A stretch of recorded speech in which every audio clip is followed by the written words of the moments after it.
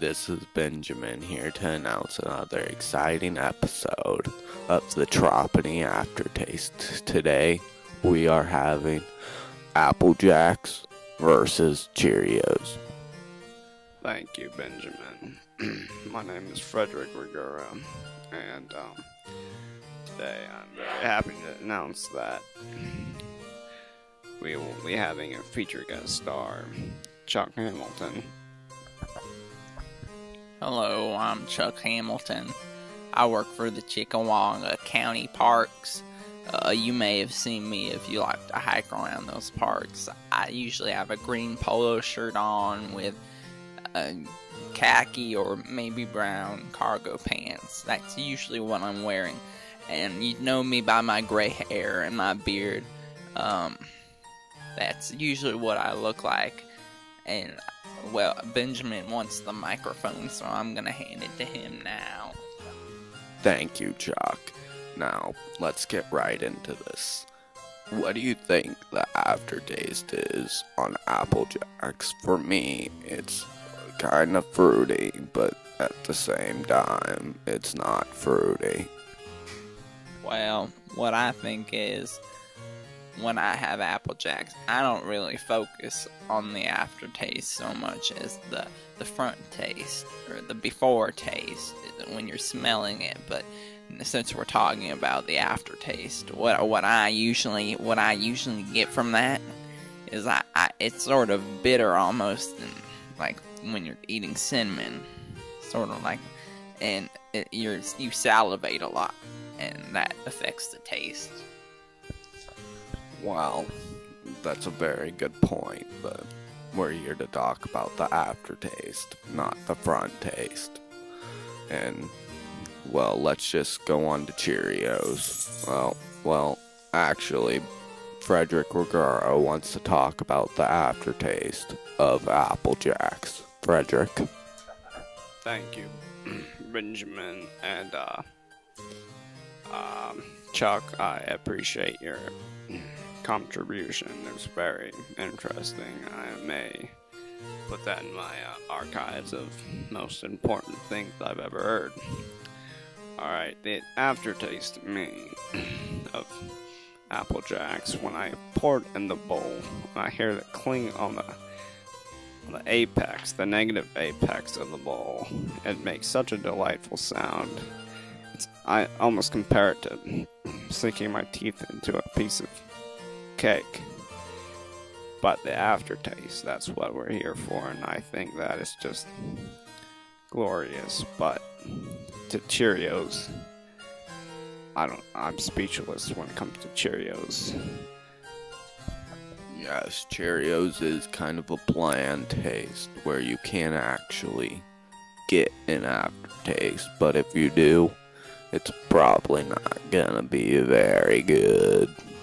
And now, here's our special guest star, Chuck. Well, I think I very often have Cheerios for breakfast, and I think they have a very subtle aftertaste, because the foretaste is very, very pronounced, and you can often taste it very well, but I think the aftertaste is sort of healthy, almost a whole wheat taste. And that's basically my thoughts on Cheerios. But I think we have a few extra minutes, and Jeremy wanted me to tell you, but Jeremy is my friend at work, he wanted me to tell people how to plant corn, how to plant maize corn. It's actually very easy. If you're going to buy some corn, you would look for a nice healthy stock, and when it's healthy, I don't mean healthy like it's not sick, because plants obviously aren't human, they can't get sick like humans can, but it looks healthy because there won't be any brown spots, and that's what you look for in your corn. Well, let's stay on topic, because we're here to discuss Cheerios and Apple Jacks, and I very much like your insight, Benjamin. have you discussed what you like about the aftertaste of Cheerios yet? Well, I think I've said once or twice, but I will still give it another shot. Well, as I said before, it's a kind of bland taste, but it's still salty with that sweet taste.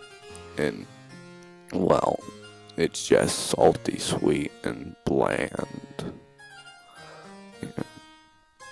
I'd also just like to reiterate this is Chuck, because I know you can't see me because this is a podcast and not a video, or a vodcast as they like to say, V for video. That Cheerios are wheaty. Yes, Chuck. They're very weighty. They're kind of like trying to go through your chimney, but there's too many spider webs that you can't get through. Here, I'm gonna have a Cheerio.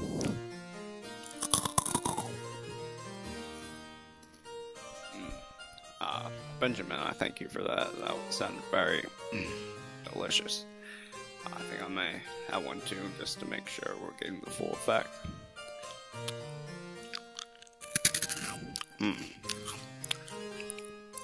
Chuck, I think you may. It's your turn to probably have one. I'd love to have one, thank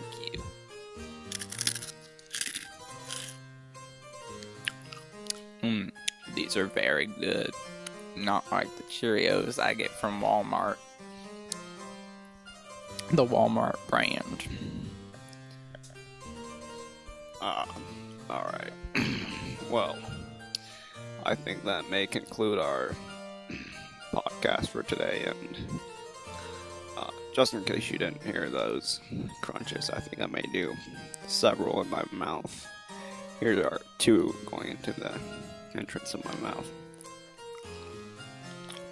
I've got one on the left side of my mouth and one on the right side.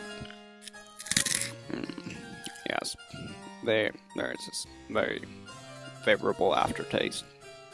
And we thank you guys for watching, and if you have any suggestions, please don't hesitate to message us with some aftertastes you'd like us to do. This is Frederick Rigger. This is Benjamin. And this is Chuck Hamilton. And I'd also like to add, because I think Frederick forgot, if you're not too scared of us, please add us as a friend.